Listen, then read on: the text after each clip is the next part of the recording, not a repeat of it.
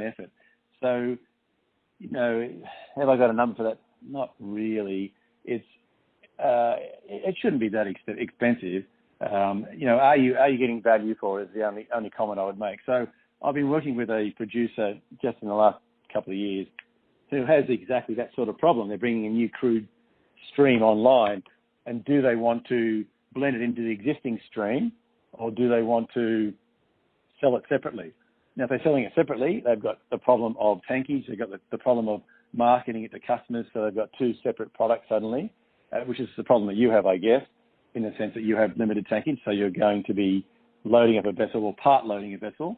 So the customer has to sort out the problem of the ship and the dead freight.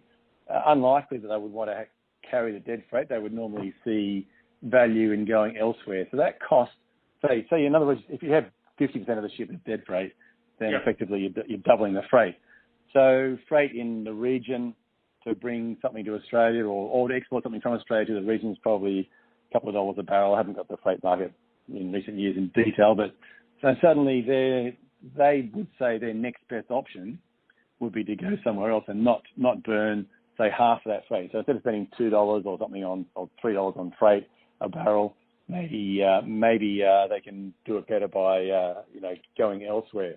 So for this particular customer I'm talking to, so we had a good look, and the reason I was working with them, they had some issues on quality, and they said, so is this going to be a killer? In other words, if we inject this particular stream into our existing rundown, and the stream was significant, it was probably 30-40% of the current stream, so it's not just a small addition.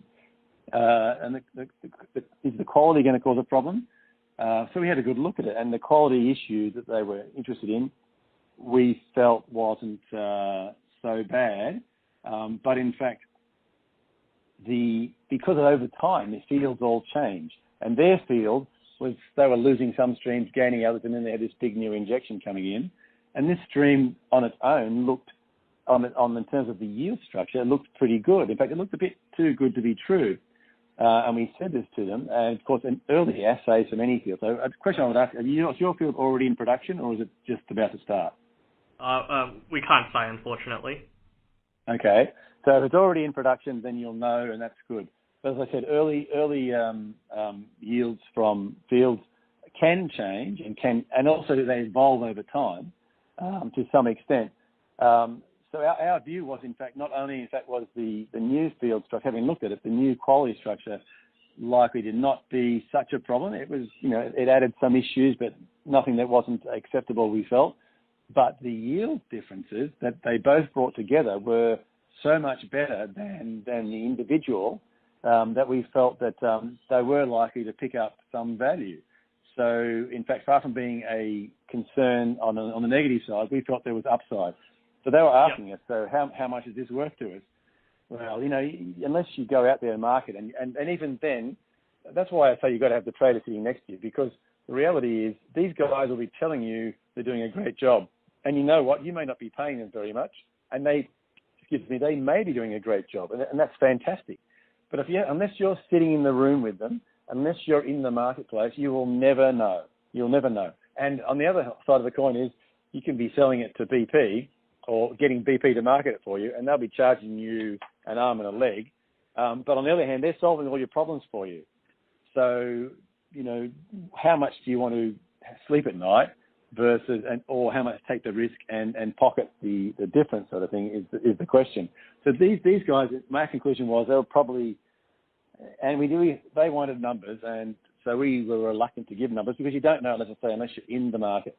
But, you could probably pretty safely say they probably pick up 10 cents or maybe 20 cents a barrel in their particular case.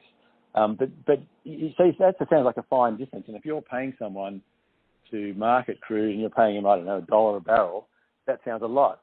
But you've got to look at the downside then. So they're marketing it for you, they're solving your problems, they're getting it out into the marketplace and building long-term relationships and hopefully some term deals. Yep. But the downside is if you're with someone and they can't get rid of the cargo or it sells at a distressed price, and that can happen, okay. It can happen to anyone on occasion, so it doesn't necessarily kill the field, but it can be not a great